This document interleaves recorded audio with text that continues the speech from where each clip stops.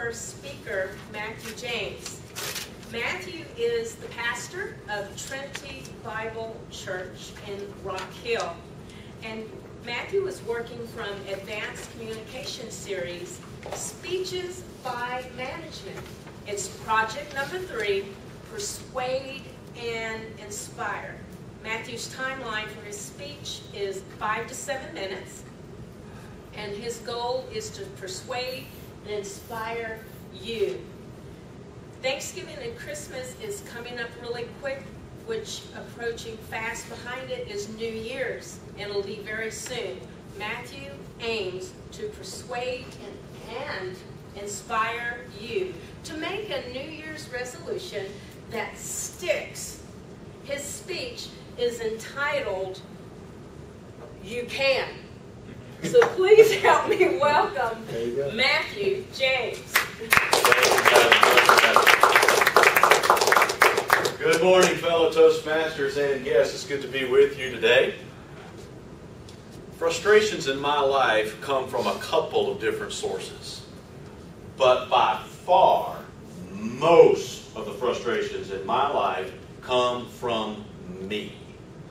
To give you just a little bit of a picture of what I mean, I buy more books than I read. I want to pray more than I do. I save more stuff than I can keep. And just those 3 issues within my life put enough aggravation within my world to drive me berserk. And I have faced the frustrations of failure with determinations to change many times over. And you probably have too.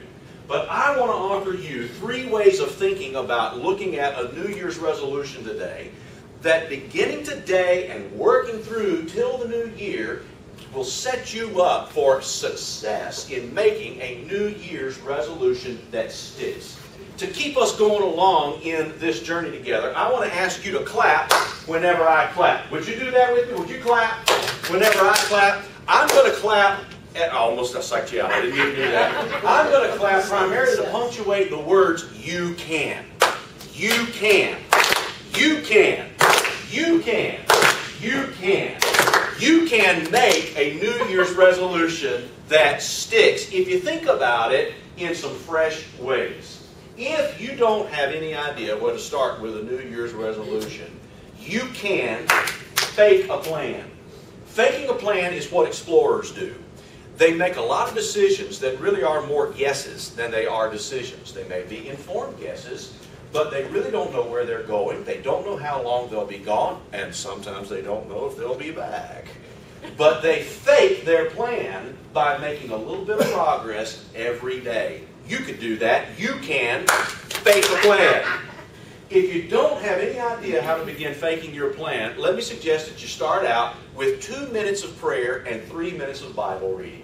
It doesn't take much, but a steady input of that wisdom will expand your mind in ways that you can hardly imagine. Somebody says, oh, I don't have any interest in the Bible. Well, I can understand that if the Bible isn't a familiar territory to anybody. Just be sure that you don't start too big. Start small. Take the Gospel of John and read through it as long as it takes 5 minutes a day until you complete it. Even if you don't believe it, even if you don't regard it as sacred, you will find mind-clearing wisdom there. You will find mind-lifting energy there. And you can fake a plan as you spend daily energy working at it a little bit at a time. But for most of us, if we could keep a commitment to daily input like that, probably our resolutions would already be sticking on their own. So for a lot of us, we need to know that you can make a plan. And making a plan is not as complicated as it might seem. The secret is probably discoverable in a daily routine that you already probably score 100% at. My hunch is that all of us had no troubles making a decision to take a shower today. We work it into our routine so much that we're on autopilot about it, and we don't even recognize that a plan is in place. But if you break down the steps, one step that leads to the next step that leads to getting you in the shower or leads to your first sip of your morning coffee, you will discover a plan, and you can use that to make a plan. You can fake a plan, you can make a plan, but the greatest way to go is you can take a plan. Nutrisystem, Weight Watchers, and Jenny Craig. 3 household words. All 3 give meal plans. Let's not call them diets. Why use one 4-letter word when you can use 2? It's a meal plan that helps people meet their objectives in weight and health. And you can take that plan and make it your own and work it out as if you had come up with it yourself. But the greatest plan of all for you to take, the most universal and most widely successful plan of all for you to take, is the plan that I would greatly recommend. Whatever your New Year's resolution concerns, whatever it is you want to change, this plan, you need to be aware, does not come cheap. But you can get it for free. I can't give it to you. This church can't give it to you. Your parents can't give it to you. Jesus has to give it to you. And Jesus' plan is change what you do by changing who you are. And what Jesus offers every one of us through His death and through His burial and through His resurrection is the opportunity to make us, in fact, just as good as He is. And the New Testament is continually inviting us to live out of that new and better state of being.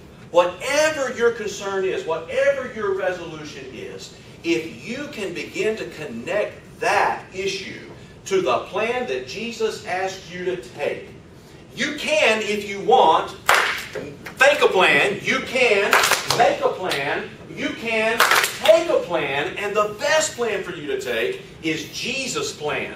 To lay down your own effort and take up what He has done and find daily strength in your journey to accomplish what He wants to make you today.